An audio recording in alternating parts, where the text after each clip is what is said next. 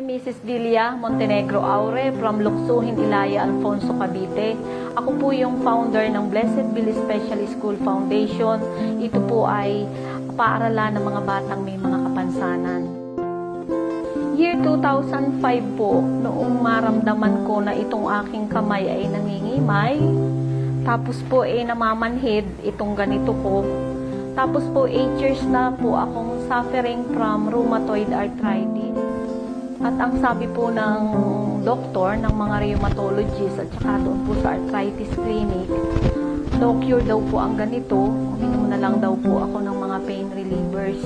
Yun po aking rheumatoid arthritis na ang sabi po ng doktor ay no cure. Ito po ay nag-start dito na frozen yung aking shoulder. Tapos po ito nakilo na, lumiko na itong ganito ko. Tapos po itong kamay na deform na. Tapos po yung pinapahid ko po dito pag ako'y nagte-therapy, yun pong paraffin wax. Nagkaroon na po ng mga pigments ba to, mga tawag sa ganito, yun pong mga puti-puti. Kasi po sa kalalagay ng yung hot therapy. Ito na po ang nangyari sa aking kamay. Noon po nakaganyan pareho. Hindi ko na po ito mai-open.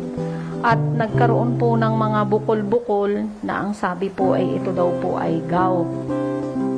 Ang forma ko noon, 8 years ako na nakaganito. Hindi na nakagawa, hindi na nakapagturo. Sobra pong sakit nitong mga joints. Tsaka po itong mga ganito ito po sa mga daliri. Tapos po ito, naging kilo na, naging liko. Hindi ko na po mai-hold. At ito na lang po yung position ko for 8 years.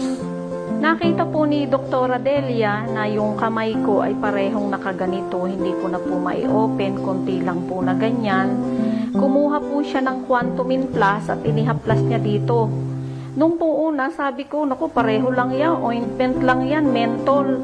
Ano po bang himala yung miracle na Quantumin Plus at siya po ay unti-unting umunat hanggang sa ngayon po ay nagaganyan ko na. Ito na po yung kamay ko ngayon na imumove ko na, mabilis nang mag-cellphone, mabilis nang mag-internet, at ito na po. Ito pong Quantumin Plus na ito, ang aking ginamit, nai-stress ko na po itong kamay ko, tapos na ita-thumbs up ko na to, na igaganyan ko na yung kamay ko, at ito pong isa, unti-unti nang umuunat, nagaganyan, yung pong pagka-deform niya, nagaganyan ko na po, tapos na i-stress ko na. Haplas lang po dito, ayan na po ang result, ayan na po, pwede nang kumamay sa graduation. In 5 days time, itong sample ko, iniinom ko, ilalagay ko sa tubig, tapos 3 to 5 drops, 8 times a day. Tapos yung matitira, magdadrops ako dito, igaganyan ko lang. At imagine, for 5 days, hindi pa nauubos itong Quantumin Plus ko. Eto na.